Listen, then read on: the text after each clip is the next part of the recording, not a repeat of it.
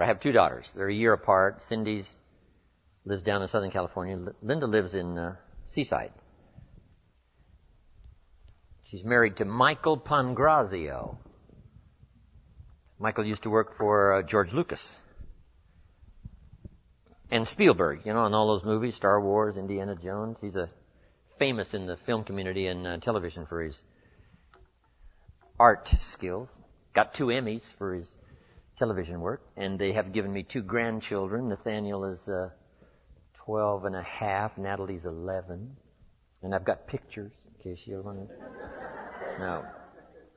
Anyway, one day my daughter Linda calls me on the phone, says, "Hi, Dad." I said, "Hi, Linda." She said, "Just a moment." And it sounded like she put the phone down on the table, and I heard this clapping. And she picked up the phone and said, "Daddy, did you hear that?" And I said, "Yes." She said, "That's in case you haven't gotten any applause lately." So when I talk to Linda tomorrow, in fact, I'm going to go see the kids on Monday, I'll say, she doesn't need to clap for me on the phone, right? I got plenty of applause in Santa Clara. Anyway, let's go back to work. I never thought in my wildest imagination that I would ever be able to have something to say for 2 whole days. I mean, I'm amazed. I'm still amazed at what happens. In fact, I was so excited to get here today to hear what I have to say, right? It's just amazing. So let's talk now about the subject that exploded my life into change. I've never been the same, and that's personal development. It's subject I came in contact with when I was 25 years old. I was raised in southwest Idaho. I still have the old family farm. My papa's gone. He was 93. Mama's gone. She was 79. So it looks like I'm going to be around a long time. Good genes. My papa never retired. When he died, his paycheck was waiting for me. That's pretty good, right? So I intend to be around a long, long time, looks like. But anyway, I was raised in southwest Idaho and still have the old family farm, you know, raising the normal crops in that part of the world. And my neighbor raises Arabian horses, and I furnish clover sometimes for him. And some years it's potatoes, and some years it's winter wheat, and some years it's something else. Also got vineyards. Got a new wine label, just finishing up. Rohn Bittner. Dr. Bittner's my partner. Rohn Bittner Vineyards. The Chardonnay of last year was absolutely incredible. But I, went to college 1 year. And halfway through my second year, I quit. Unfortunately, age 19. Should have stayed in school, right? But I thought, hey, I'm smart enough to get a job. How much smarter do you need to be? So with that kind of shallow thinking back then, I quit school and went to work. A little later got married, started a little family. And, sort of along in the sort of average American family, just young, getting started. And age 25, I'm behind on my obligations, creditors calling once in a while, and I'm embarrassed by being in that position, very short on my promises to my family, not feeling good about myself. And then I had a chance to meet this extraordinary man by the name of Mr. Schoaf, Mr. Earl Schoaf. And a lot of you have already heard that part of my story. A friend of mine had gone to work for him, and he said, you got to meet this man. He's rich, but he's easy to talk to. And he's got a remarkable philosophy of life and business. So I thought, well, I got to meet this guy. Had a chance to meet him. Long story short, he invited me to participate in his company, and I was with him for 5 years before he died. And he died at the early age of 49. But during that 5 years, I learned these revolutionary things. My parents laid a great foundation for me all those years, which has lasted me all of my life. But to open up business and to open up the world and open up opportunity that I could qualify for started with this man by the name of Mr. Schoaf, Mr. Earl Schoaf. And here's one of the early subjects he taught me called personal development. And I've illustrated it in so many ways, but one of the best is when you're teaching kids financial independence.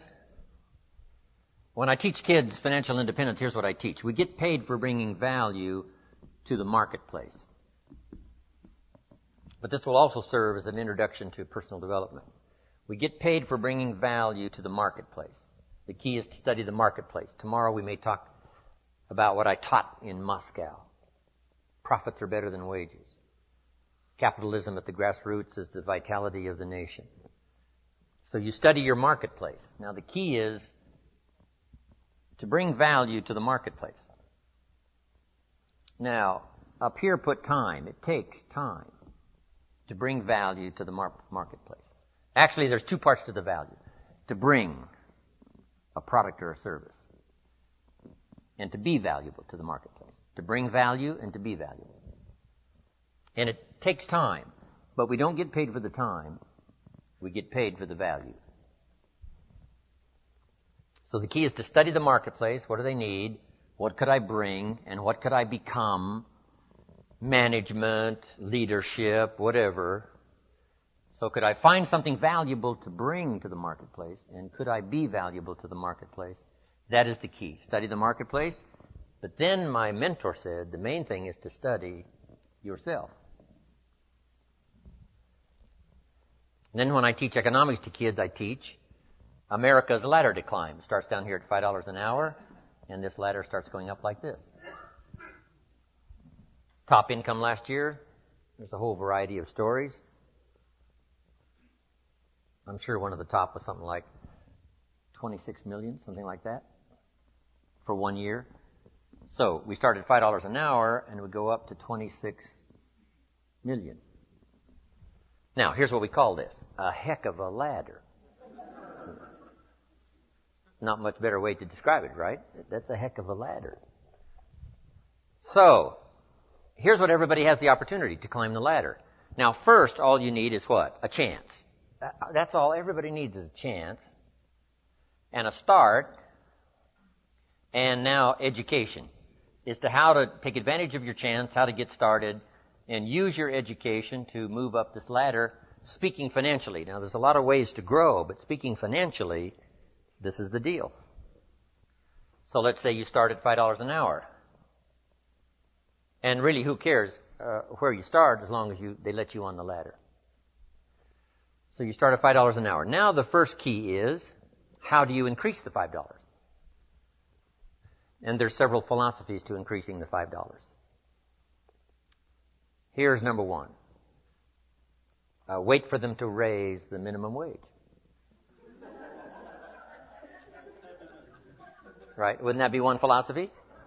Now, the last time it took how many years, right? Several years to raise the minimum wage, which is okay. I'm not saying it isn't okay. It's one way to get an increase in income is to wait for the minimum wage. Okay, here's the next philosophy. To wait for a raise, which is certainly legitimate. Now the question is, how often do the raises come?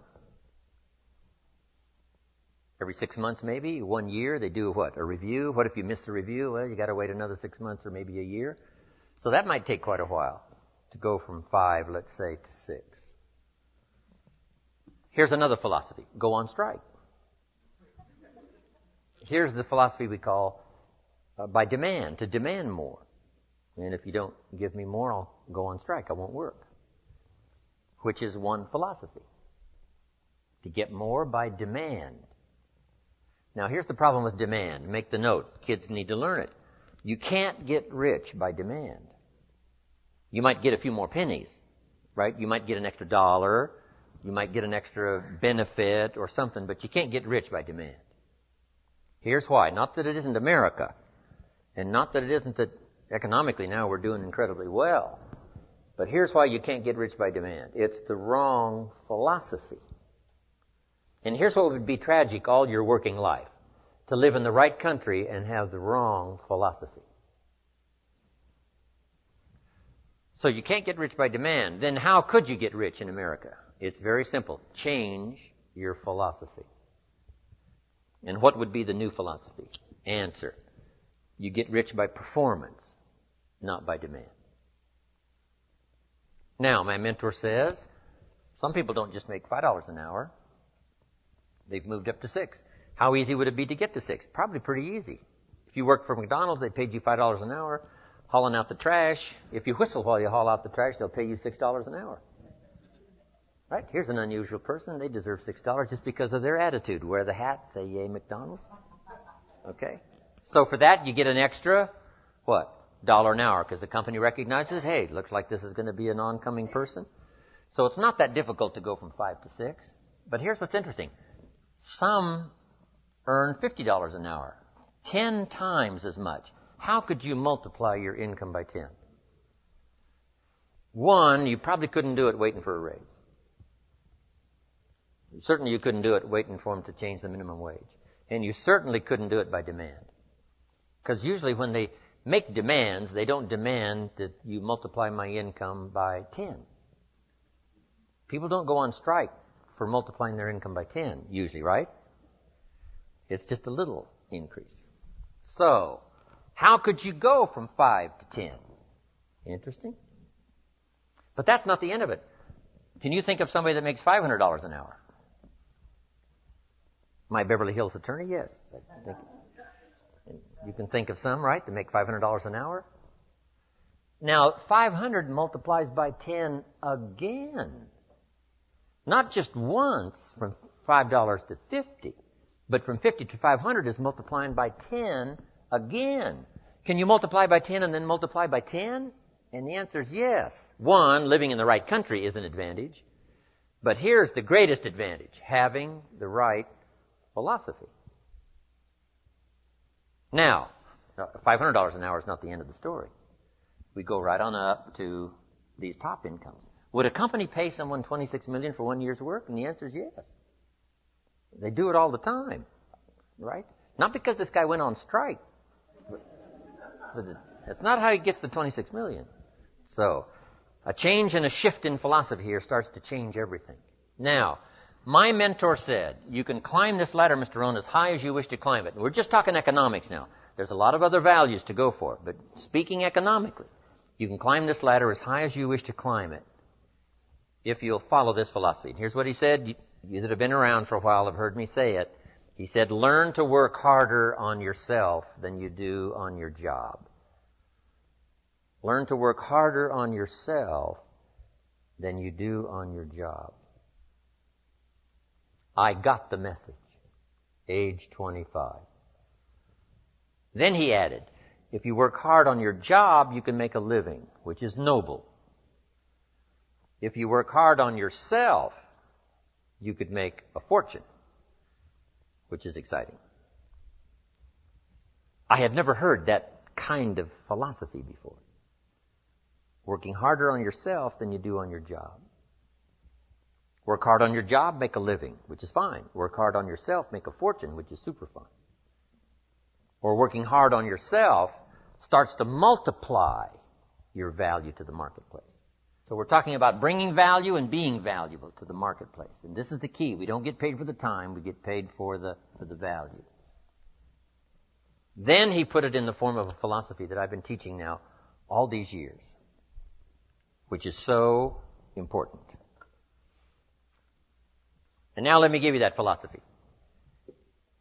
He said, success is something you attract by the person you become. Success is something you attract by the person you become. Success is not something you pursue, chase, run after. Success is something you develop, something you become. You attract success. Tomorrow we're going to talk leadership.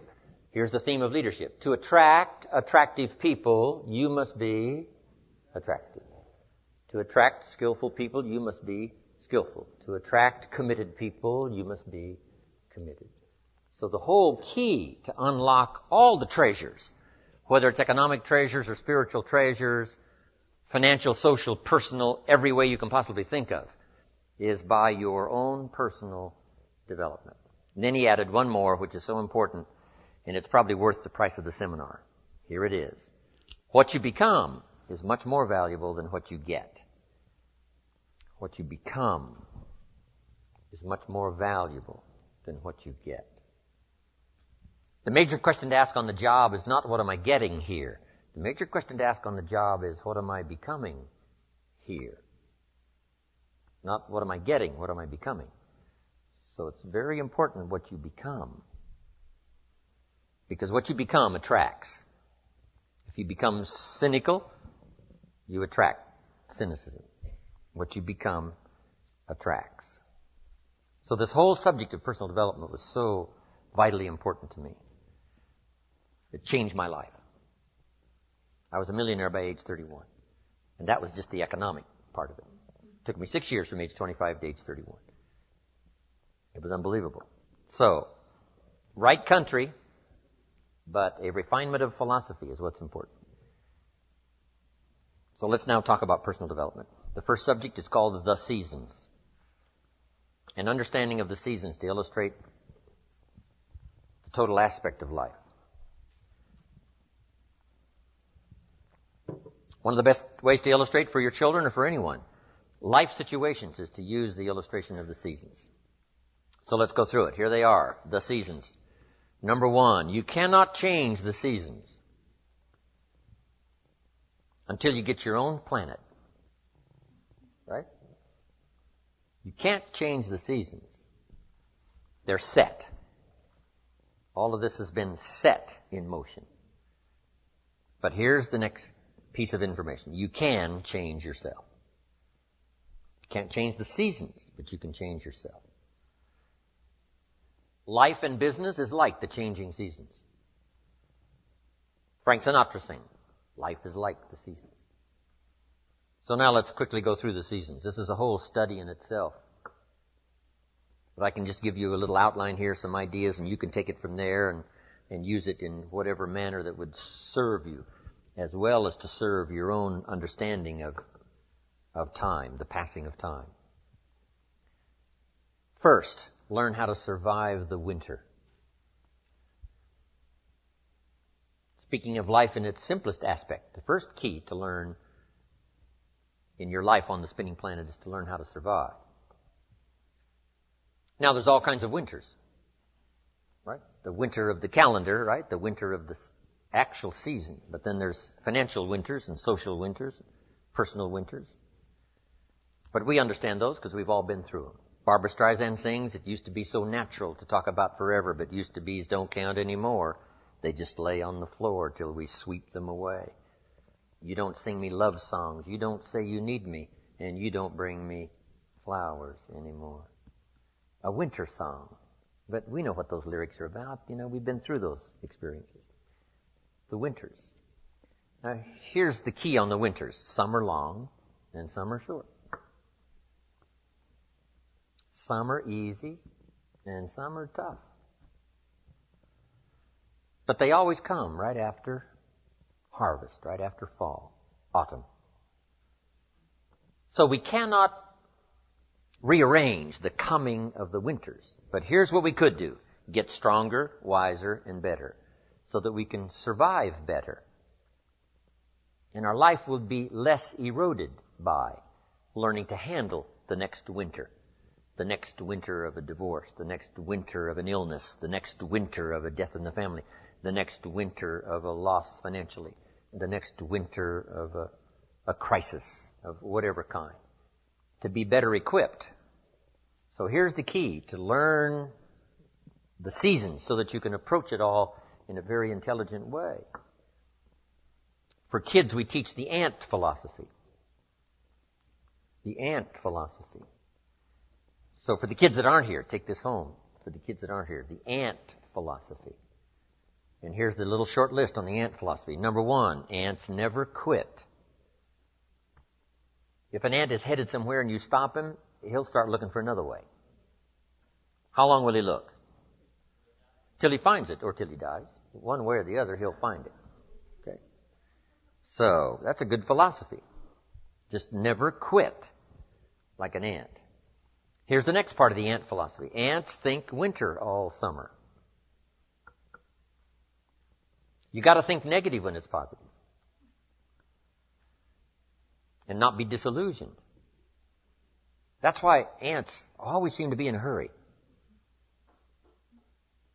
Why are they in a hurry? Because they're thinking winter, winter, winter, hurry, hurry, hurry, get going, go, go, go, go. So you must think negative when it's positive. You must think winter when it's summer. Here's some of the best advice. It comes from classic tradition. A great story says, Don't build your house on the sand in the summer. Why? Be given that advice. Because it's easy to get faked out in the summer. Right? Blue sky, fleecy clouds, nice weather, so you build your house on the sand. You say, no, you must not be faked out when it's nice. You must think storm in the summer and not get faked out. And if you think storm, now you'll look for a rock on which to build your house. Now you're going to be safe. So you can't think nice when it's nice. You've got to think storm when it's nice. And if you haven't been through one of those storms, you've got to find somebody and say, have you been through one of those storms? Scare me to death, if you will, please, so I will not be faked out here, and I will keep searching, right? Not to quickly build on the sand because it's nice, but to build on a rock because it's not always going to be like this. The seasons are going to come and change. And if you're not educated to that degree, now you suffer a great loss. So the ant thinks winter in the summer. Now here's the next philosophy. I'm sure the ant thinks summer in the winter. The time to think positive is when it's negative. Why? Because the negative won't last long. How long is the winter? Isn't that long? So the ant thinks summer in the winter. This won't last long. We'll soon be out of here. Just hang on. It's not going to take that long. How long is the night? It's only a few hours. Come on. There's never been a double night. Couldn't you make it a few more hours? And the story says, yes, the night just can't last. For sometimes it seems like it's going to last forever. And when you have insomnia, right, it seems like the night will never pass. But I'm telling you, sure enough, it will pass. So learn to think day when it's night. And then you must learn to think night when it's day. An old prophet said, work while it's day. Work while it's day because the night's coming. Right? This was before Thomas Edison and the light. You've got to work when it's day because the night comes when you can't work. Of course, now we can work day and night, but back then you couldn't work when the night came. So you had to get it going, get it in before the night came. So this is a good idea now. Learn to think negative when it's positive. Learn to think storm when there is no storm. Learn to think winter in the summer. But then we must learn to think summer in the winter. We can make it through a few more hours, right? A few more days. It won't be that long. Hang in here. The spring will surely come. Okay. So the winters of life, learn to express those to other people, help them understand that as well as to try to understand it yourself. Now here's the next season, the spring. Spring is called opportunity. Not a guarantee. It's guaranteed the spring will come, but it's not a guarantee of a harvest. Here's the key. You must do something with the spring. Take advantage of the spring. Read every book you can get your hands on what to do with the springs of your life. Take advantage of the day, because the day follows the night. It's an opportunity now to turn things around. It's an opportunity to have a better one than the last one. It's an opportunity for a new beginning, a new spring, a new day, a new beginning. In business, we learn to create an artificial spring. Because in an industrialized society, right, it seems like, the seasons just don't mean that much. When you're a farmer out there, they mean everything. But when you're not, working on the line, whatever. So sometimes you got to create an artificial spring. We're going to take the next 90 days and we're really going to pour it on. Like if you're in sales, the next 90 days I'm going to make every contact possible. You just create an artificial spring. Next 30 days, next 90 days. Right? Bargain with your family. Say, look, I know we were going to do some things the next 90 days, but if you'll postpone those for me, I'll really pay back because I want to use this now as a springtime to go for it, go for it, go for it. So spring is the chance to take advantage of another opportunity.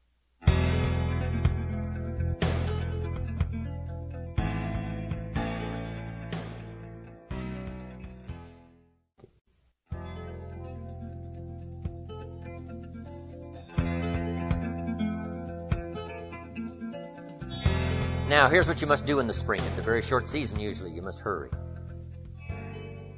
You wouldn't ask a farmer to go bowling in the spring. He hasn't got time. Why? The season is too short. The planting season is too short. You've got to get it done fairly quickly. And life at its longest is short. The Beatles wrote, life is very short. Which is true. My father lived to be 93, but it seemed to be very short. It didn't seem that long. So life is short. For John Lennon, it was extra short. For Michael Landon, life was extra short. For my mentor, died at age 49, that's extra short. But life at the longest is short. So you must learn to appreciate opportunity and take advantage of it while it's day, while it's time. Now we call spring a window of opportunity. If you have a chance to talk to someone, the window's open. It may not stay long, so take advantage. Don't hesitate. Meet a new friend. Talk to somebody while the window's open. Now here's the season for everybody to understand because it is so applicable to our life, and that's the season of summer. Two things we must do in the summer: nourish our values and protect. Nourish like a mother, protect like a father. The twin challenges in the summertime help to illustrate life, that we are confronted with both good and evil. Is that the way it should be? You got to ask somebody a little higher up than me. We could get into probably a pretty great debate. Would there be good without evil? Here's the best answer I've got. In our finite position at the moment, here's the best answer. It doesn't seem like it. It seems like it takes the contrast to make a scenario, to make an adventure. Now remember, we didn't set it up, so. But here's what seems to be the setup. Opposites in conflict. That seems to be the setup for a human adventure. One contesting against the other, vying for the territory. Would there be light without darkness? We probably wouldn't call it light. What gives us the value of one is the contrast of the other. But darkness is always trying to move in and take all the territory. But if you turn on the light, its energy starts to repel darkness. Darkness begins to move away. And the brighter the light, the further away the darkness must move. If you walk into a dark room and turn on the light, the darkness is what? Gone. But here's the point to remember, not very far. The darkness seems to be, yes, it's gone, but it's waiting for its chance. That if light loses its energy, darkness has a chance not to move back in. Here's one of the better realistic illustrations, and that's health and illness at odds in your body. Illness trying its best to drive health into a small corner and occupy the territory. And health trying what? To push illness into a small corner. There's this contest going on. Who's going to occupy the territory? If one stays strong, the other is diminished. If the other gains in power, then the other is diminished. Okay. So what you must learn to do is cooperate with the positive side of everything in your body and your life. Sometimes we sabotage our own best interest. The body needs a banana, you send it a Coca-Cola. And the body says, what is the deal here? I'm health trying to drive illness into a small corner. I ordered a banana, you send me a Coca-Cola. So the body could rightfully say what? Whose side are you on? Give us a break here. We need every tool we can get to keep illness at bay. Because if we get weak, I'm telling you, it moves in, takes the territory. So we're in the middle of this contest, and here's what it's called, opposites in conflict. Here's one of the bigger conflicts, liberty and tyranny. Liberty is the absence of tyranny. But even though tyranny is conquered, it's not very far away. The same goes on in your bloodstream. Red corpuscles to nourish like a mother and give life. White corpuscles to fight and kill like a father. White corpuscles say, just show me some infection, I'll kill it. If I don't kill it, what? It killed you. Somebody's going to get killed. In this contest, right? Good, evil, liberty, tyranny, right? Health, illness, winning and losing, right? There's the struggle going on. But here's the key. It's the only way, it seems, it's the only way to create a human adventure. It doesn't seem to be any other way, currently. Now, some speak of a new heaven and a new earth, and maybe the whole arrangement will be different. Could very well be. But in this current experience, it seems like to create an adventure, to create a unique human scenario, we need opposites and conflict. And that's the deal. Thank God for white corpuscles that think negative all day. Tyranny and liberty. Saddam Hussein takes over Kuwait. What should we do? Somebody says, well, Kuwait, what do we care? Well, what if next he wants Saudi Arabia? You say, well, it's a pile of sand, what do we care? Well, what if next he wants Israel? You say, well, little Israel, what do we care? Well, what if next he wants the rest of the Mediterranean? You say, well, yes, I guess we've got to draw a line somewhere. Yes, somewhere. You've always got to draw a line somewhere and tell illness, hey, you can't have any more. You've got to throw up the barriers. Draw a line in the sand.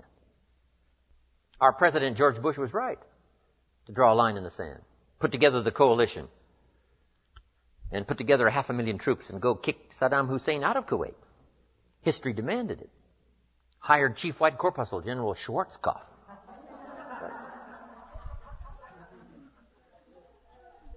I met the general a couple of times. He was the man to send. So, liberty and tyranny in a contest. And it's the only way to have a civilized society. Tyranny cannot be rehabilitated. Tyranny can only be restrained. So for Saddam Hussein, we put a no-fly zone on top and a no-fly zone on the bottom. Right, to contain, so that liberty would have a chance. The citizens of the world would have a chance. That the world would have a better chance. And we've got to fight these skirmishes. We've been fighting them forever. We've got to fight them forever. Whether they're inside your own body or whether they're in politics, no matter where they are. We must play this game. We must fight this game. But here's what it creates. A great adventure. Let me give you the ultimate now. Could you win if you couldn't lose? And the answer is no, it doesn't seem like it. You couldn't call it winning. You can't win if you couldn't lose. So that's the deal now. Negative, positive. Would there be negative, positive without negative? No, it doesn't seem like it. It seems like this is the current setup, for the foreseeable future. It looks like it's been that way as long as we can remember and as long as the history tells us. So, here's what you want to do if you want the adventure. You must learn to play this game. To work with all the positive forces to defeat the negative forces as early and as soon and as much as possible. To contain the ravages of disease that want to take you early. You got to fight back. You can't just leave it. Somebody says, well, I got my fingers crossed. Not a good philosophy. You got to take your vitamins. You got to do the stuff. You got to do the deal. Jump on the positive side of whatever you want and see if you can't help out in this warfare and this push-shove match. That's the key. So in the summer, here's what you must do. Nourish the plants and the garden. Nourish your values like a mother. Give life. Whatever you start now, you must nourishment and give it life. Don't neglect a new life if you've started a new life. What if you said to a brand new mother, where is your baby? She says, I have no idea. You would say, no, that isn't right. If you start a new life, you must care for it. You must protect it. You must give it life, give it nourishment. Now here's the other part. You must protect it like a father. That's why the old wise man said, we must learn to love and hate. So underline that. You must learn to love and hate. And the illustration he used was, you must learn to love good and hate evil. To deal with the weeds in your garden, you've got to hate weeds. You've got to hate them enough to what? Kill them. You can't say, well, poor weeds. Say, no, this ain't the deal, poor weeds. Don't go soft on this stuff now. You've got to hate evil. You've got to hate the weeds that are out to destroy your garden and rob your children of the nourishment they deserve. So, here's the deal. Love like a mother, hate like a father. And here's the rest of it. Give life like a mother and take life like a father. You've got to take the life of the weeds or they will take the life of your garden. Somebody's going to get killed. Remember? So you must be like a father. Any father would say to whatever threatens his family, take 3 more steps toward this family, you'll cease to exist. I'm father. I kill.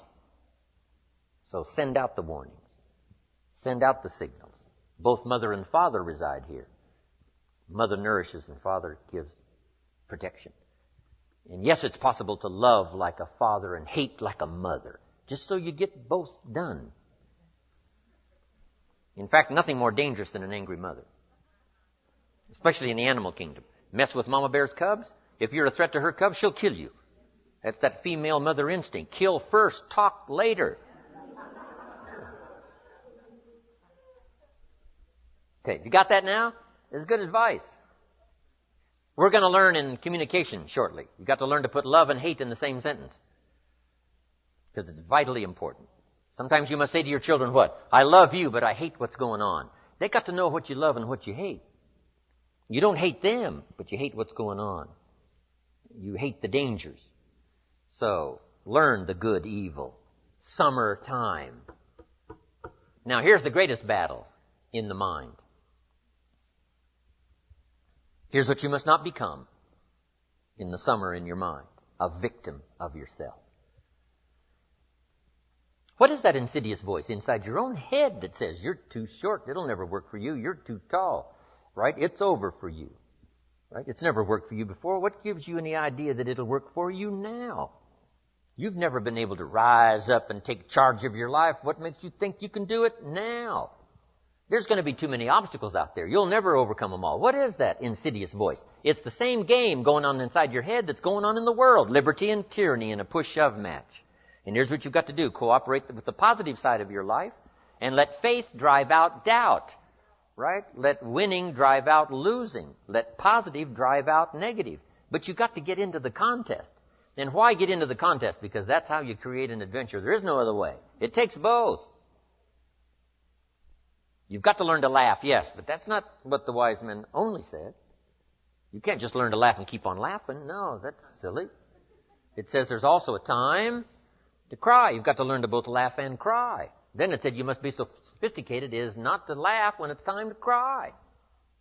Then it further says you must learn to laugh with those that laugh and learn to cry with those that cry. That now gives you an understanding of what life is all about. Sadness and joy. The contest, the difference. And yet it creates the adventure.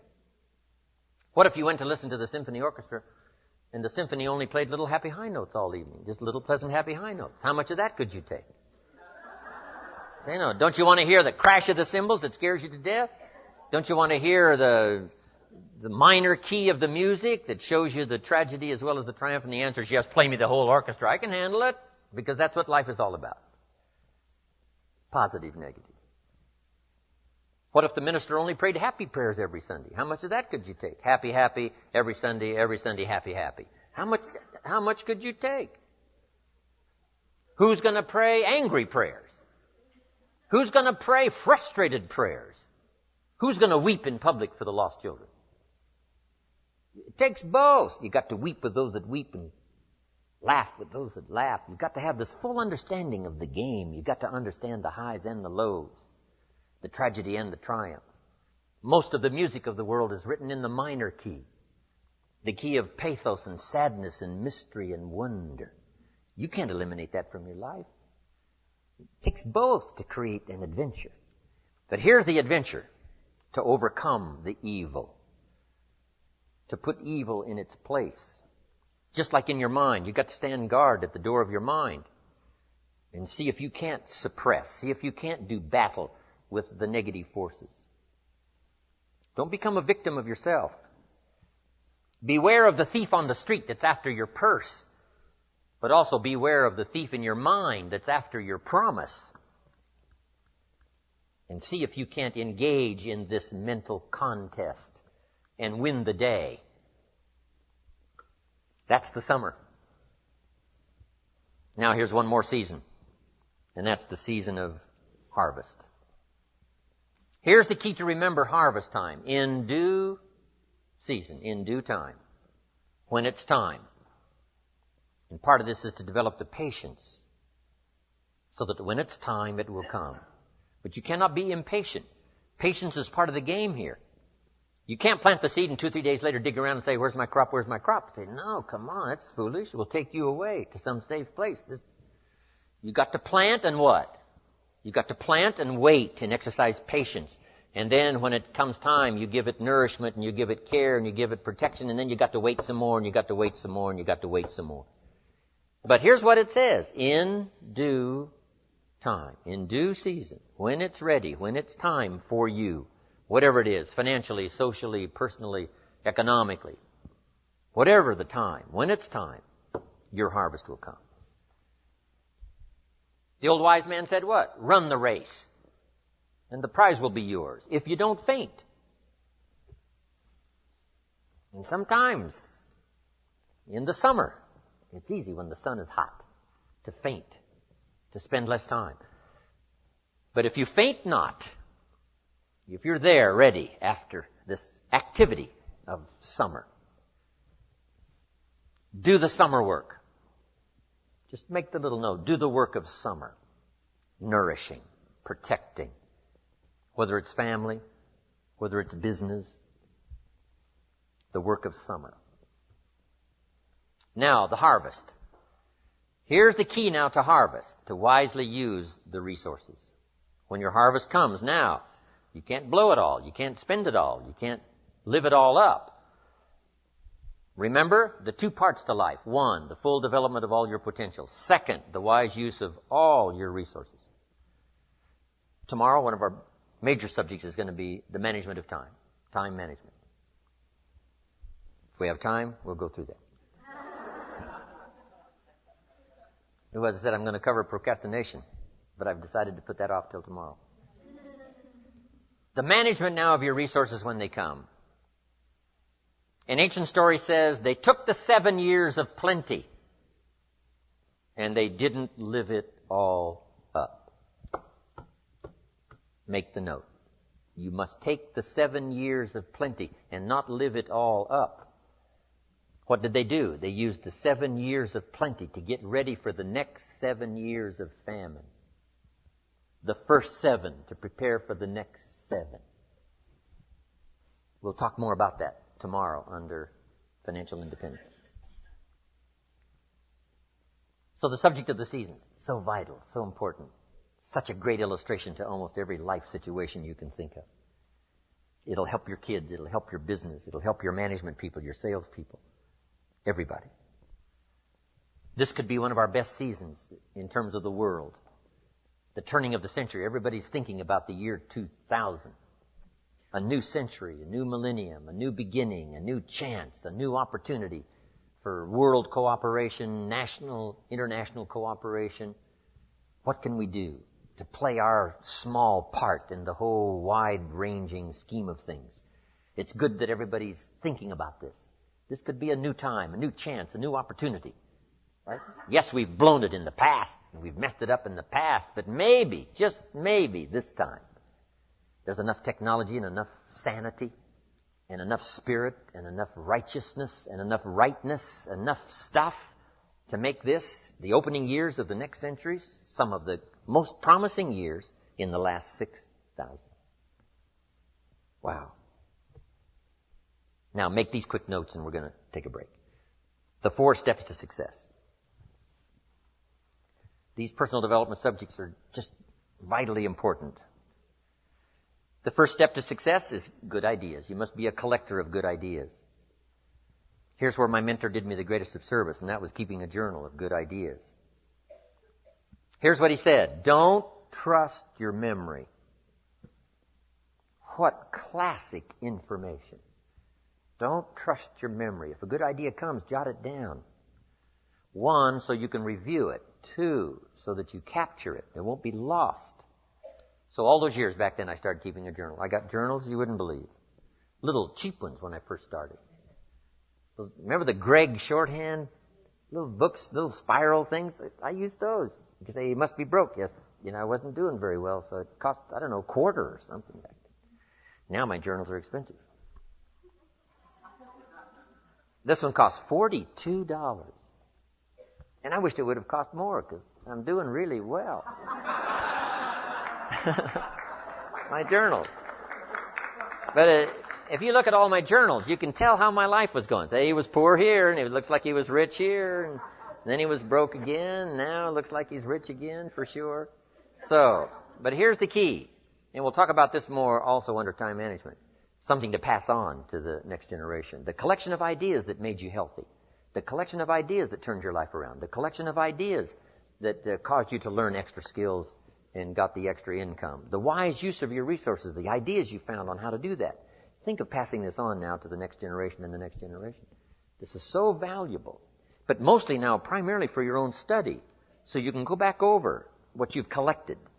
And in a now different place, same ideas, but now that you're in a different place, you'll see it in a whole new light on how it will help change your business, help change your career, your future, relationships, and all the rest. Keeping a journal, right? Now this is for serious students. Non-serious students don't need to keep a journal. Right? But for serious students that are serious about their health and serious about their future, serious about gathering things to make a contribution to others, keeping a journal. That's important. A collection of good ideas, first step to success. Here's the next step, a good plan. You got to have a good plan. You got to have a good health plan. My mentor asked me when I'm 25, Mr. Rohn, what's your current plan for your financial future? And I said, I don't have one. Right? And that was obvious. I said, you got to create a plan. A good financial plan. If we finished the seminar tomorrow and you lingered a while and gave me the details of your current financial plan for the future, would I get so excited about it I'd go across the country and lecture on it? You say, no, Mr. Rohn, you probably wouldn't want to lecture on my plan. My next question would be what? Why not? Have you reached this point in your life's maturity and you don't have a plan that's got you up early and keeping you up late that you're excited about unfolding? We're going to talk more about this tomorrow under Financial Independence. Here's one of the first things you must do if you're a parent. Build a financial wall around your family nothing can get through. Build a financial wall around your family nothing can get through. Now, there's other protections that a parent must engage in, but here's one of the first ones, since it's so possible living in America. A financial wall around your family nothing can get through. Got to have a good health plan. You know, you can't be out of breath after the year 2000. You've got to have the vitality, right? You got to have the breath. You got to have the vitality. So you got to have a good health plan. You got to have a good financial plan. You got to have a good plan for your goals and plans and dreams, and we're going to get into our workshop tomorrow. We'll go through all of that. So number one is good ideas. Number two is good plans. Here's two more.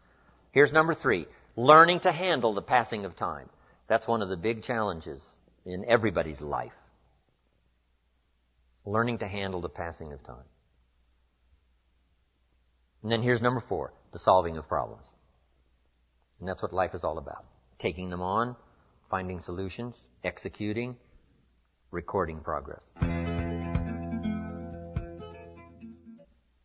To receive more information on Jim Rohn's speaking schedule and products, please visit his website at www.jimrohn.com, where you can also subscribe to receive free the weekly Jim Rohn Easy newsletter. Or you can call Jim's office at 800-929-0434. In the Dallas-Fort Worth area, please call 817-442-5407. All mail should be directed to Jim Rohn International, 2835 Exchange Boulevard, Suite 200, South Lake, Texas, 76092. Thanks again for listening, and make it your best year ever. Here's to your success.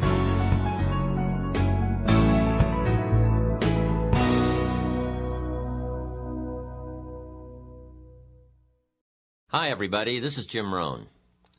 Over the years, I have repeatedly encouraged people in search of the good life to make use of a journal. Invariably, at the conclusion of a seminar, a number of people are sufficiently inspired by learning of the effect journals have had on my life to start using one of their own. Unfortunately, inspiration and enthusiasm quickly fade in the face of all those blank pages. Instead of finding new answers to life, the journal seems to open a floodgate of new questions, such as, what am I supposed to write? Should I only write about business events? How often should I be writing? What kind of journal is best? Does spelling count? The purpose of these tapes, then, is not only to explore the incredible value of recording your life's experiences, but also to examine the endless uses and methods of keeping a journal. Hopefully, by the conclusion of this program, your questions will have been answered, and you will be confidently embarking on a new adventure in achievement with the vehicle of pen and paper. The first thing to understand about a journal is that it's your book. And because it is yours, you must be the one to select the size and style you feel most suits your needs and personal preferences. Like a favorite armchair, a journal must be comfortable enough that you will want to go to it often.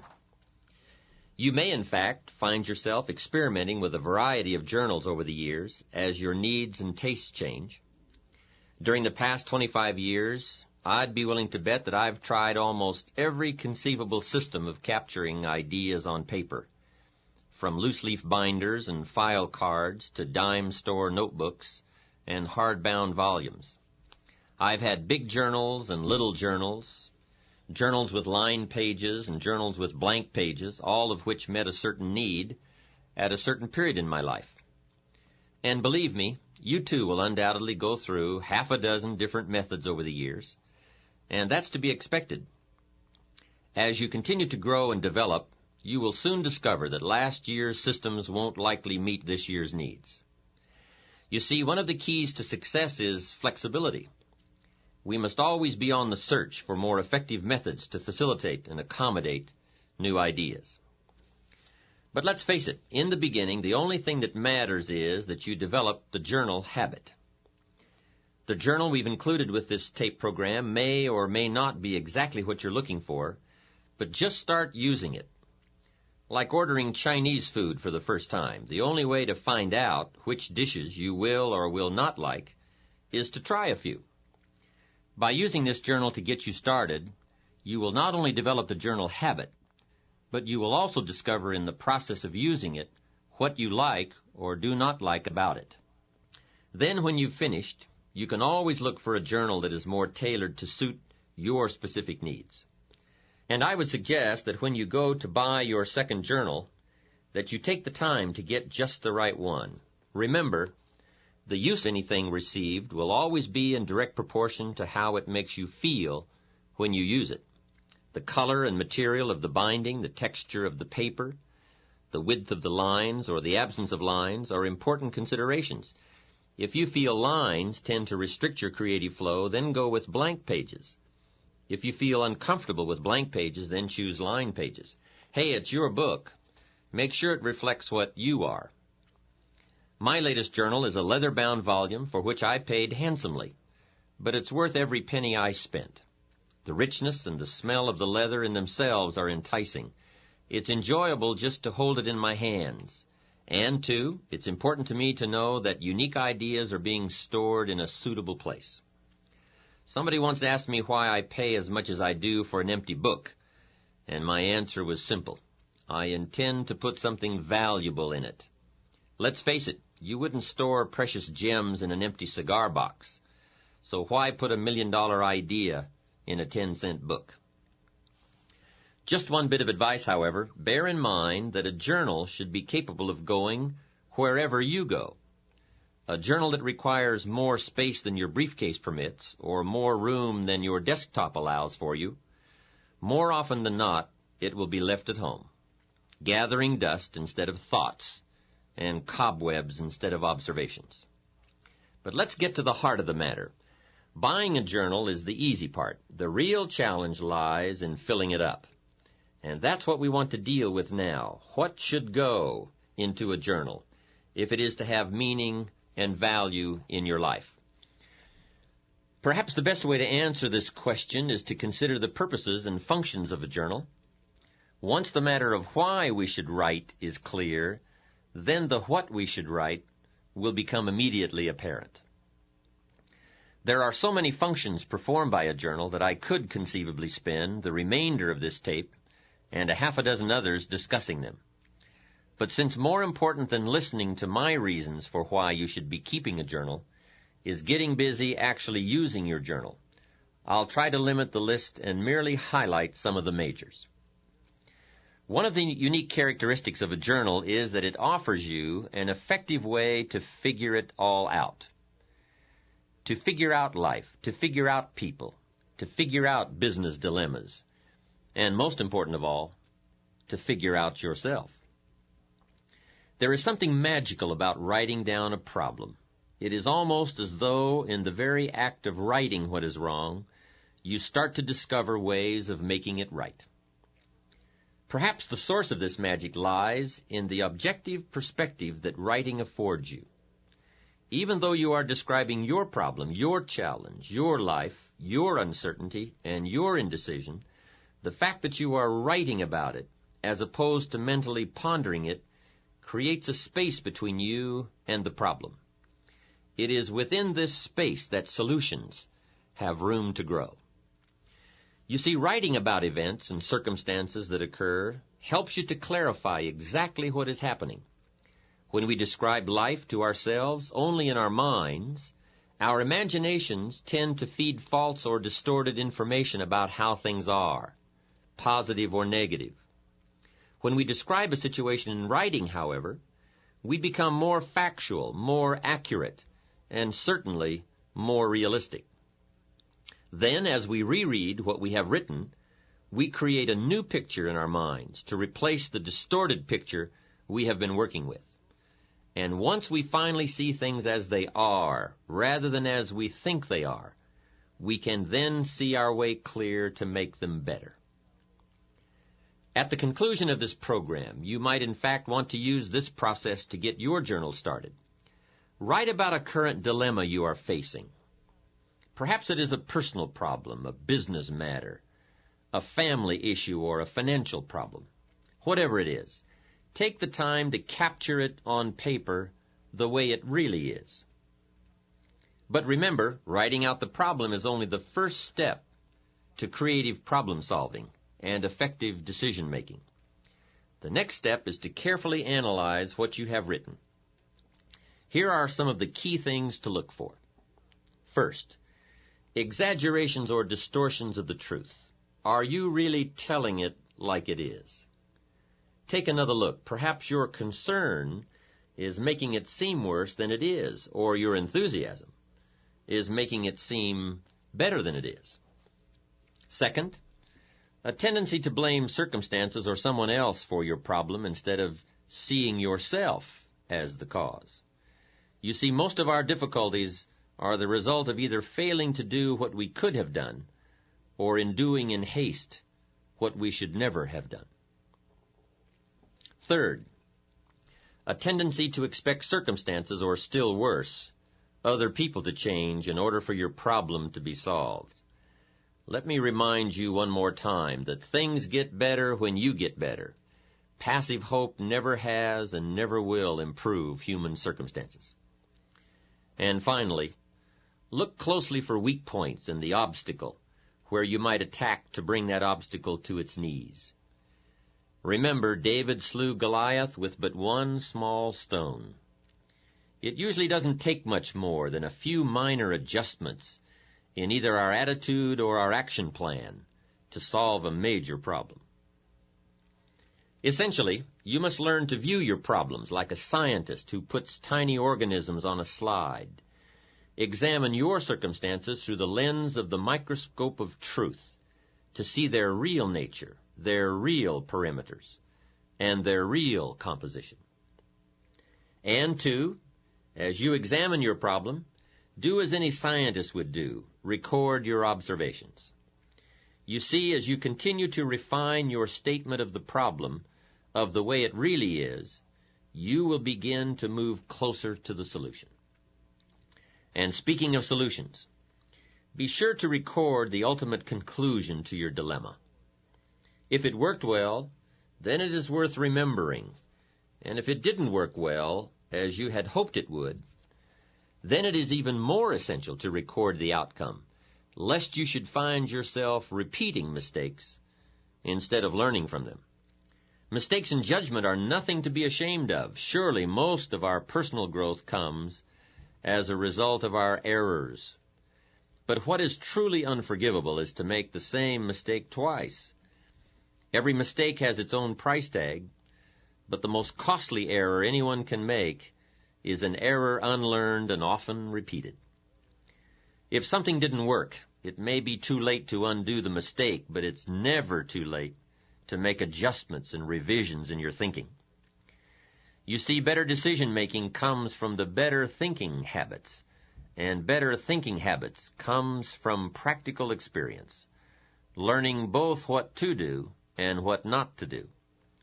Becoming a more effective thinker on paper is a sure way of becoming a more effective person in practice. As step one for getting used to using your journal, then, I would suggest writing down problems that you encounter and recording all the steps you can take or did take to solve them, as well as their eventual outcomes. Now, I realize this is only a suggestion, but please let me offer you a bit of advice about suggestions.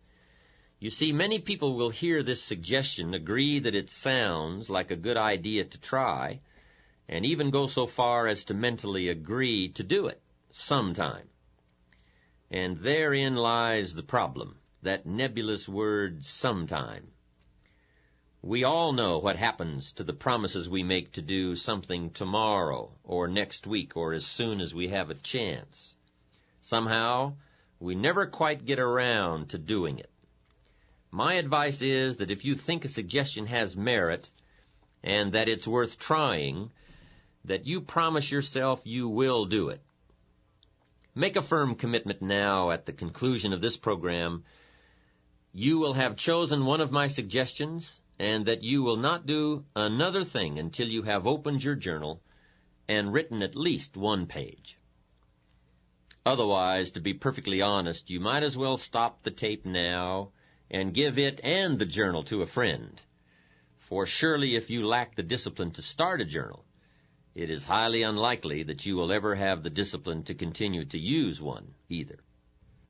This leads us into a second function of your journal, which is the capturing of good ideas. How many times as we go through the day do we come across a good idea, a unique quote, an interesting piece of information, or even a significant personal discovery? And each time we do, we mentally say to ourselves, I must remember that. Now, I'm willing to admit here that the human mind is a remarkable thing, but I also know from experience that the human memory leaves a lot to be desired. I think Emerson captured it best when he made this statement.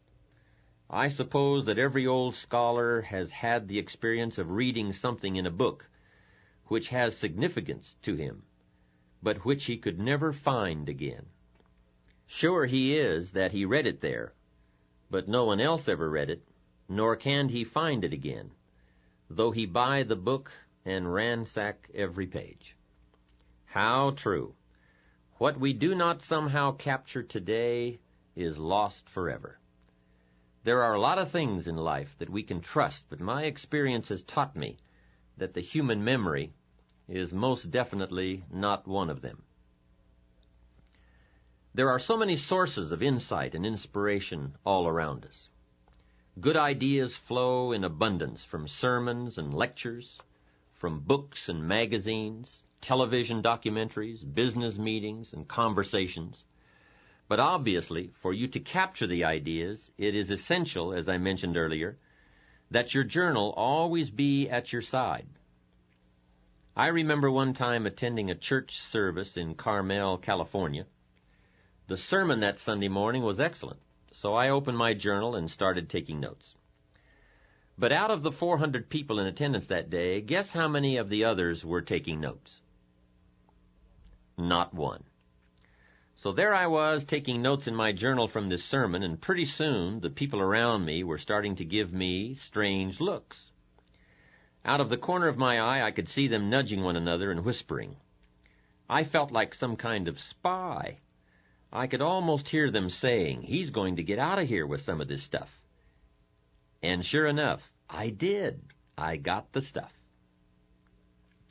So what I'm suggesting is that you get in there and get out with some of the stuff.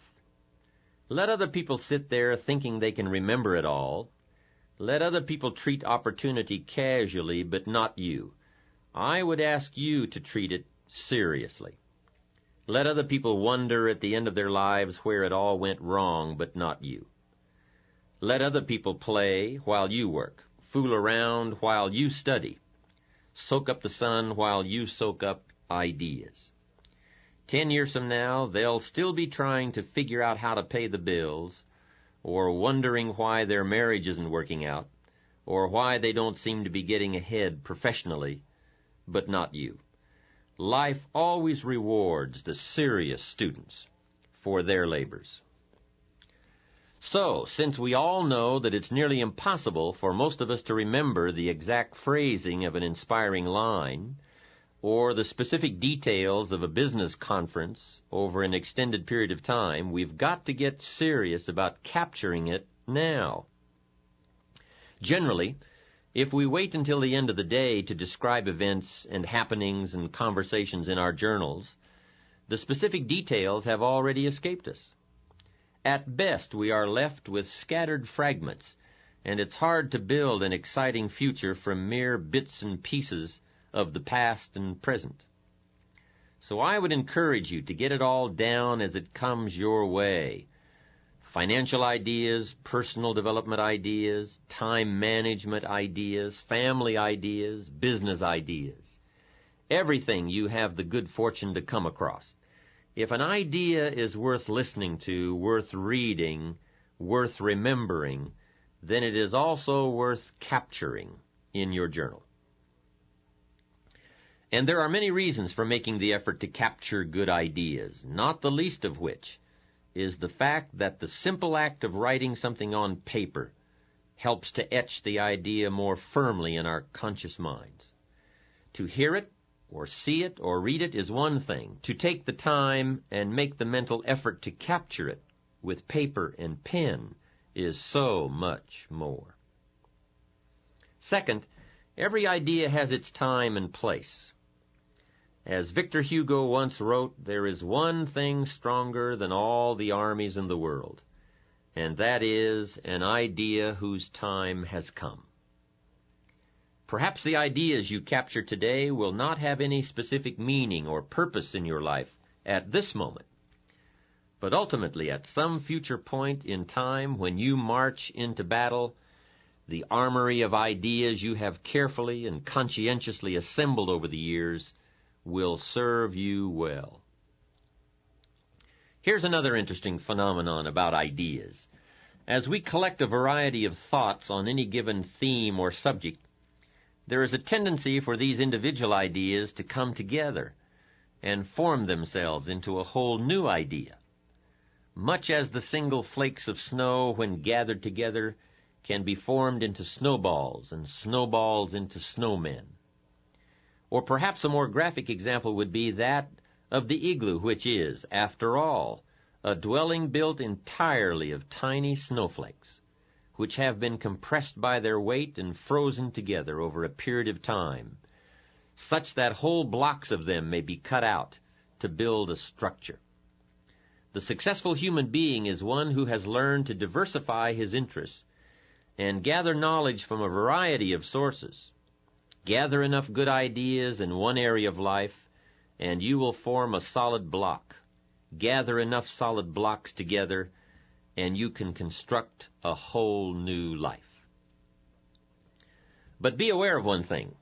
The mental storage bank of good ideas is very much like the bottom drawer of our desks or the extra drawer in the kitchen that holds a collection of valuable items gathered over the years, none of which can ever be found when we go to look for them again because of the chaotic manner in which they were stored. We pour information into our mental computers much like we dump old letters and store coupons into the extra drawer, helter-skelter, and hence irretrievable. One of the first things we attend to when setting up a new business is the development of a filing system for records so that we can easily locate information whenever needed. When we move into a new home, we carefully pack all of our possessions in clearly labeled boxes so that we can find something again in a hurry if needed. But when it comes to facts, to ideas, to observations, we have no system, as though they are incidental rather than essential to our better future. Your journal, then, provides you with a means of logically assembling and storing the pieces of information that come your way. Now, there are many ways to assemble the data in your journal for easy reference. For example, you might find it helpful to keep an index at the back of each volume so that you merely list the highlights of your entries, so that your index might read like this: Financial Ideas, pages 5, 53, 96, and 104. Or, Ideas for Increasing Company Efficiency, pages 46, 82, and 111. At one time, I used to keep 3 journals, one for personal observations, one for business notations, and a third for creative ideas for a book I was writing. Of course, it didn't take me long to discard that system. Carrying 3 journals around the world is no easy task. Then I tried using 3 colors of ink in the same journal, so that at a glance I could focus on any one of the 3 areas. While it was certainly easier carrying 3 pens than 3 journals, it was still somewhat of a cumbersome system.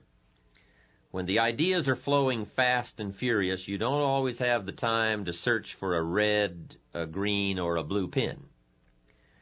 The method I finally settled on was setting aside certain sections of my journal for specific uses. For example, at the back of my journals I have a separate section for recording my goals, for listing interesting quotes, and for thoughts on new speech material. Perhaps you may want to set aside part of your journal for specific ongoing projects or interests that you feel might warrant a section of their own. Choose one of these methods or devise a new one, but make sure you set up some kind of system. Remember, failure more often than not is attributable to lack of information about how to succeed. Each of us has the capacity to seek out the information we require to achieve our goals. Unfortunately, we do not all have the discipline required to gather the data systematically so that the raw material is easily accessible and ready to be put into practical use the moment opportunity presents itself. How sad it would be if opportunity came knocking on your door, but you had to keep him waiting while you rummaged through drawers and files for the key. Undoubtedly, by the time most people have finally located the key, opportunity has long since become impatient and gone on to knock on the door of someone else. Next, by taking the time to capture and assemble information in our journals, we now have the added benefit of being able to review these ideas whenever we wish. You don't have to run back to the library to reread the book you borrowed last year, or call a friend on the phone and try to reconstruct the conversation you had last month. If you've captured the essence of the conversation or the highlights of the book in your journal, it will always be there for you to refer to. And here is the key point. For your journals to have their greatest value, they must be frequently reviewed. You see, writing in journals is merely a way of capturing information, but it is by rereading our journals that we begin the process of translating information into practical knowledge about ourselves, our environment, our relationships, our businesses, our financial affairs, our dreams, and our own better future. I would strongly urge you to set aside a day each week, or at the very least each month, to review your recent entries. And then once a year, take all of your journals off the shelf and read them from cover to cover. What you read will probably make an incredible story of personal growth. You see, more than anything else, a journal is a place to document the development of your own life. It is a textbook of self-discovery and self-awareness. In fact, sometimes what you don't write can be as revealing as what you have written. A friend of mine recently shared with me the discovery that in rereading her journals, she realized that everything she had written centered around other people's lives, their accomplishments, their failures, their dreams, their needs. I finally realized, she said, that I had spent most of my adult life as a mirror reflecting everybody else's existence, rather than as a human being living a life of my own. In the pages of a journal, our innermost feelings and dreams are revealed, as are our strengths, our weaknesses, our positive attributes, and our negative habits and characteristics. If not in the words themselves, then at least between the lines of what we have written are the shadows of self-doubt, pride, envy, jealousy, and anger. Just as actions speak louder than words, so too will journals often say more than what we have written. A journal, then, should also capture your observations and reactions, for somewhere between what we see and what we do will be revealed what we are. Capture on paper the events, the circumstances, and happenings of your life. Describe the near miss you had while driving to work on the freeway. Outline your observations of people's behavior at the office party. Paint the picture of your day at the beach, the pounding surf, the soaring gulls, the distant sails. And then, when you have written about what your eyes have perceived and your ears have heard, go one step further and describe your feelings, your emotional responses to life. Describe your feelings when you learned that John got the promotion that you felt was rightfully yours, or when you learned that Sally is getting married next month to your ex-husband. Describe it all. Don't miss any of the events of your life. Capture the joy of your victories as well as the agony of your defeats. And remember, it doesn't have to be a monumental occurrence to be worth capturing. Truly, most human lives consist of and evolve around minor happenings. So even a minor event and your response to it can have a major impact on how your life turns out. You see, part of the human experience, perhaps the most important part, lies in learning to translate these events which occur outside of us into words and emotions within our inner worlds. The better we become at describing what goes on around us, the better we will be able to understand some of the conflicts and turmoils which take place within us. Cause and effect always go hand in hand. Trying to understand or deal with the effects without a clear picture of the cause is a rather hopeless situation to be in. Remember that all human emotions are effects which can be traced back to particular events or causes. A better understanding of events will always give us a clearer picture of the effects we may be experiencing. Also, on the subject of events and feelings, you will find as you begin to open up and really tell it like it is, that your journal becomes an excellent, empathetic friend, one who will listen to all you have to say about your joys, your pain, your fears, or your concerns. And I would strongly urge you to get these emotions out of your head and onto the page. For powerful negative emotions are diminished by writing, and powerful positive emotions become explosive. You see, writing about your fear reduces its strength, and capturing your excitement magnifies its power. And feel free to say it all. These are your private collections, your personal recollections. They are not going to be read aloud at the next staff meeting, used in court against you, or published in the New York Times. Write freely. Don't let anything inhibit your flow of your thoughts. Write in half sentences. Break all the rules of grammar and punctuation if you choose. Draw pictures, make diagrams. Anything goes. Neatness doesn't count, and neither does spelling. This is one place where you should feel free to say it all, and say it as you wish. By the way, if you feel uncomfortable abandoning the rules of your 8th grade English teacher, then this too should tell you something about yourself. Hey, you are even free to do the worst thing of all. Use somebody else's words. Glue in newspaper articles, cartoons, quotes, whatever you wish. No one is going to give you an F for plagiarism in your journal. There is only one suggestion I would offer concerning the format of your journal, and that is to record the date, time, and location of each entry. Not only will this provide you with a means of measuring your progress, your growth trends, the different phases of your life, and your changing attitudes, but where and when you write can in themselves provide interesting revelations. A man wrote to me several months ago to share such a discovery he made from his journals.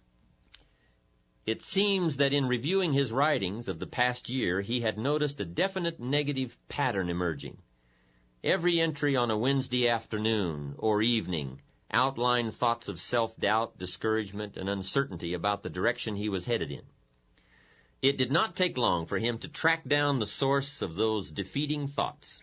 Wednesday was the day when he had lunch with 2 colleagues from his former place of employment. To test the validity of his theory, he flipped back to the Wednesdays when, due to illness, vacations, or business matters, the luncheons had not taken place, and sure enough, there were no negative entries on those particular days. Having reached the conclusion that these luncheons were costing him far more than the price of the meal, it did not take him long to take the necessary steps to solve the dilemma. Others have discovered such interesting tendencies as writing about personal concerns while at the office and business matters at home, or feeling particularly inspired and eager before leaving for the office in the morning, and completely exhausted and enervated by 10 a.m. Remember, everything affects everything else. Your environment, your associations, your family, your friends, even your occupation has an effect on you. So, too, do the books you read, the television programs you watch, and the conversation you engage in.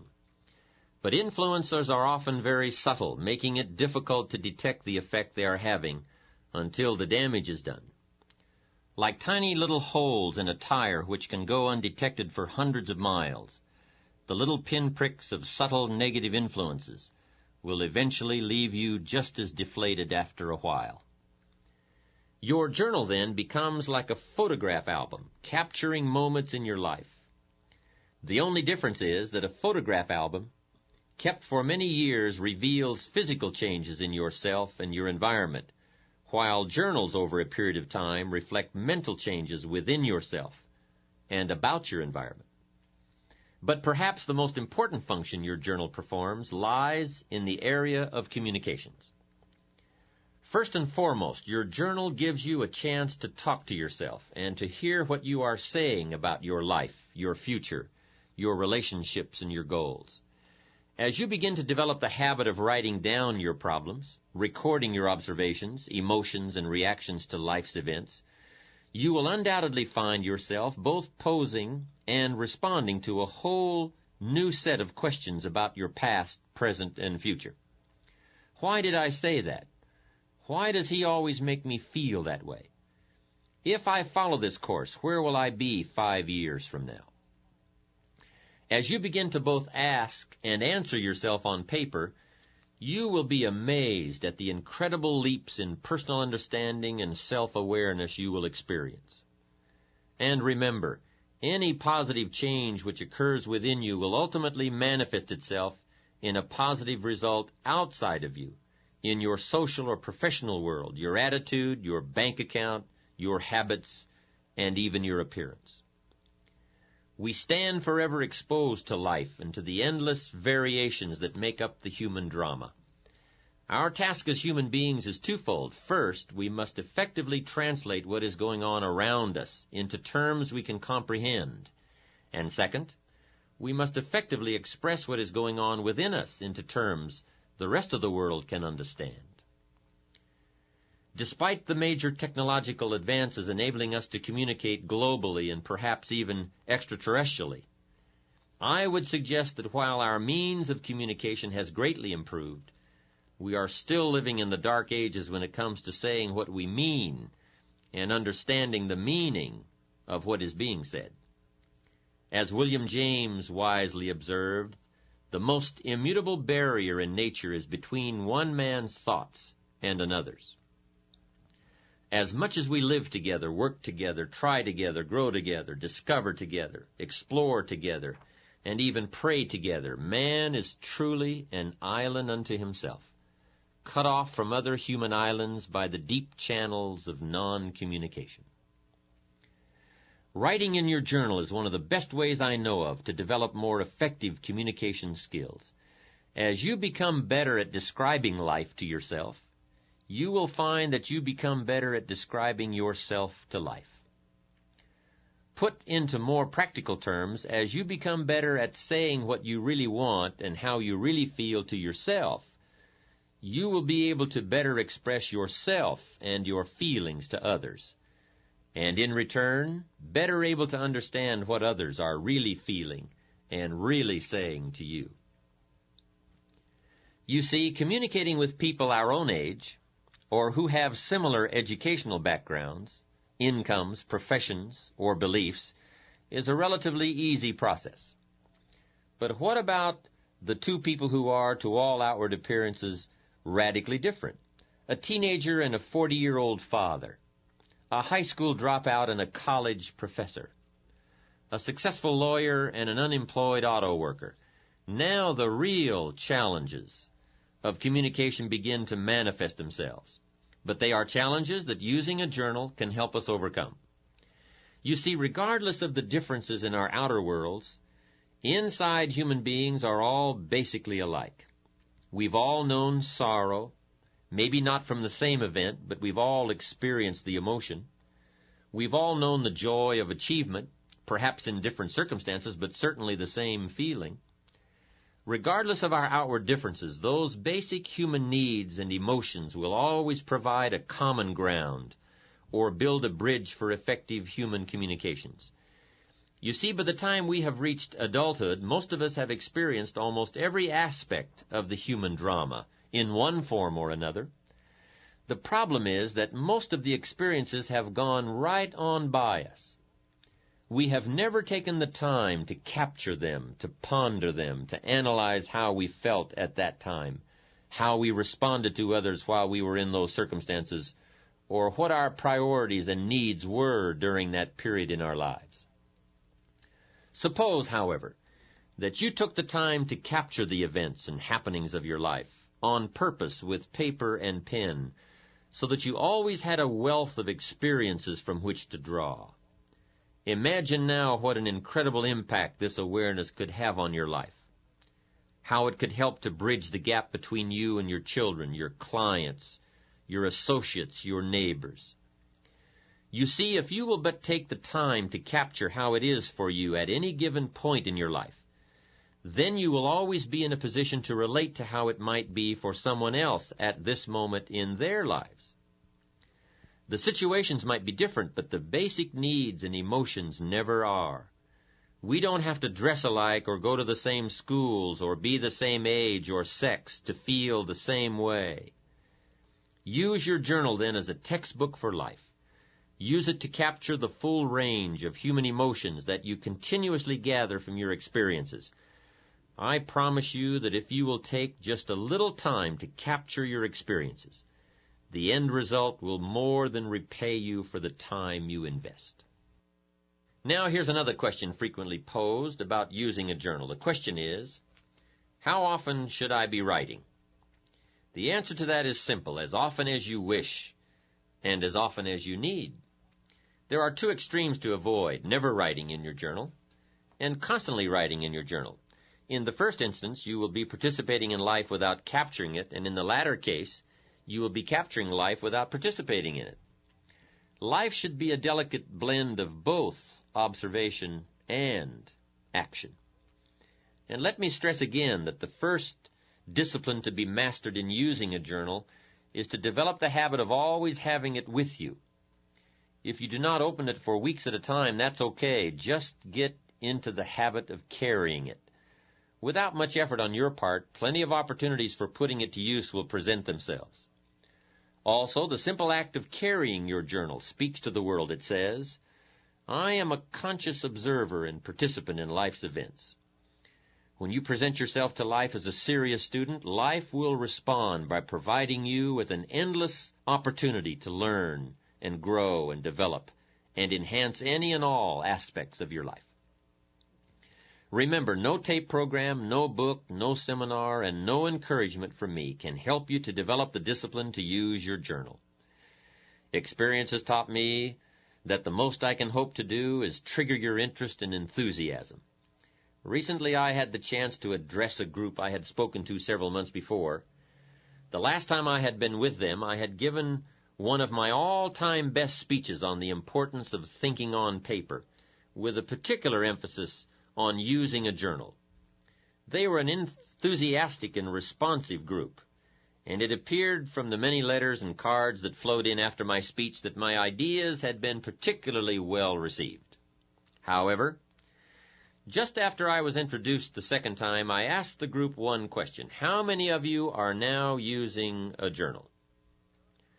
I am sad to report that out of a group of almost 500, only a few hands were raised.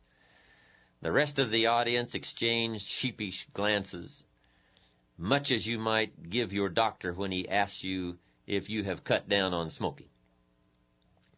The mysterious workings of the human mind never cease to amaze me. We all know what is good for us. We all know that it will keep us healthy or happy or prosperous, but somehow we fool ourselves into believing that we'll start tomorrow. Tomorrow I will buy that book and read it. Tomorrow I will go on that exercise program. Tomorrow I will speak to John about that problem. Some people will actually listen to this tape, agree that keeping a journal could indeed change their lives dramatically, and yet never get around to writing the first page. But don't let that be you. I assure you that by the time you have finished listening to this program, the only thing that will stand between your intent and your accomplishment will be your ability to discipline yourself to get started. And believe me, once you get started, once you make the effort to begin, once you develop the journal habit, you'll be giving your own lectures to friends and associates about its rewards. In the final analysis, whether you decide to start a journal, and still more important, whether you exercise the discipline to use it, the decision and the action must come from inside you. No wise counsel from any source will ever replace the intensity that comes from a personal commitment to excellence. It is often said that reality is the best beginning, and perhaps it might also be the best beginning for your journal. One of the first entries you will want to consider making is a complete account of how it is for you right at this moment in your life. What's got you turned on? What's got you turned off? How is it going at home, at work? Are you happy, frustrated, excited, perplexed, worried, doubtful, or any or all of the above? You may want to write a brief description of how it's going in each area of your life, and honestly tell it like it is. Perhaps in your writings you will uncover a particular void in your life that needs to be filled, or a major obstacle that must be tackled if things are to work out for you as you want them to. Use your journal to then chart out a course of action to eliminate whatever is standing between you and your better future. Examine your progress. Outline the steps you've taken or could still take. By the time you've dealt with these issues, your journal will have already become invaluable. If you find you are still having difficulty getting anything on paper, one of the first entries you might consider making is an explanation of why you bought the journal in the first place. If you will but pause to consider what you hope to achieve by using a journal, then what to put into its pages will be obvious. If, for example, you bought a journal to record your feelings, then write about your feelings. If you bought it to keep track of business developments, then write about your meetings, your clients, and the ideas you have about improving the products or services of your company. A journal should be used in response to a specific need, a need to express, to analyze, to ponder, to explain, to record, to consider, or to examine some or all of the elements and aspects of your life. And remember, there is no correct set of procedures for keeping your journal. Journals are as unlimited in possibilities as are the individuals who use them.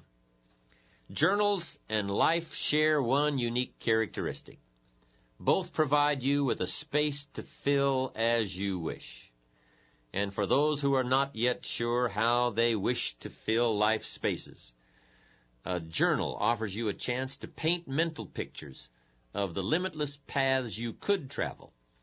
In a novel, an author places imaginary characters in imaginary circumstances and then predicts their behavior and responses to these events. So be the author of your own life. Create on paper a set of circumstances, then place you in the middle of them. How would you feel about doing that? What would it be like to live in that city? Being there, how would you feel having those responsibilities or those freedoms? Pick a direction and travel with your imagination to new environments, to new positions, to new opportunities. Create on paper an ideal job, describe an ideal relationship, state an ideal income, outline an ideal code of personal behavior, design an ideal lifestyle. Then take your dreams and transfer them into written goals with priorities and deadlines. List the specific steps you must take in order to achieve them, and then write out a detailed plan of action. Take your dreams for your mind to the page, and then take them from the pages of your journal and make them happen in your life.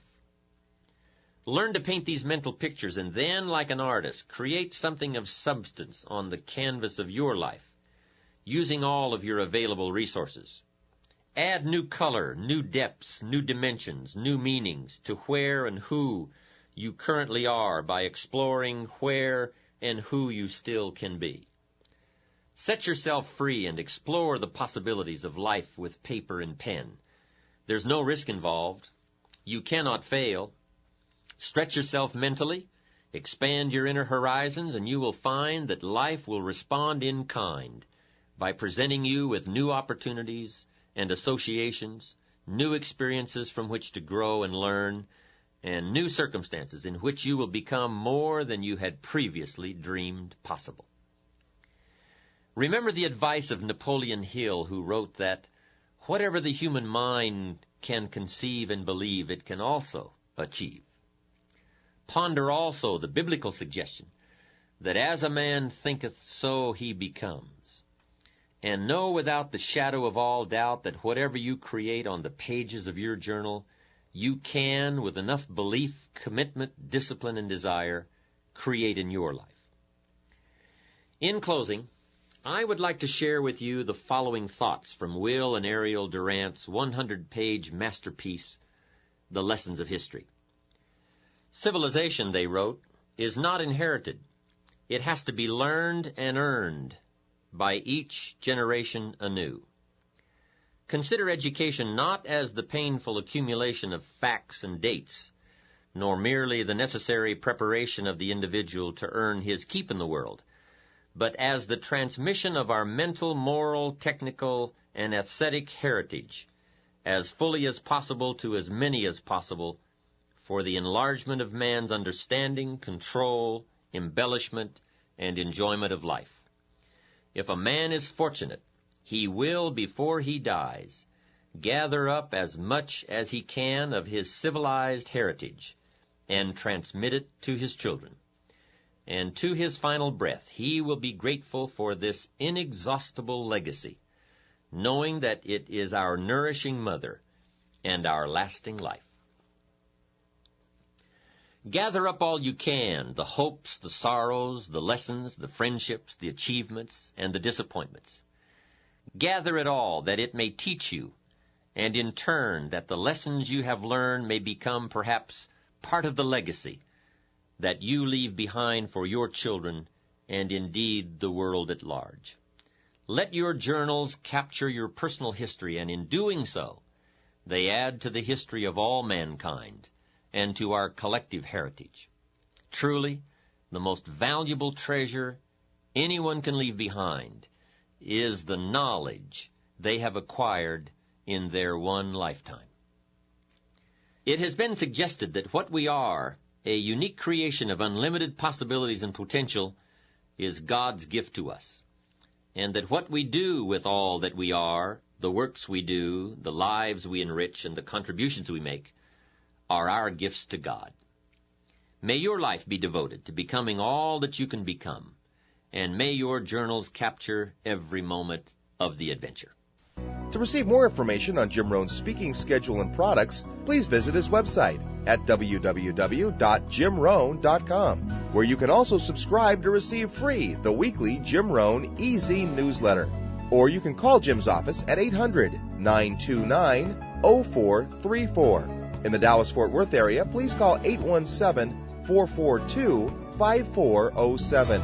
All mail should be directed to Jim Rohn International, 2835 Exchange Boulevard, Suite 200, South Lake, Texas, 76092.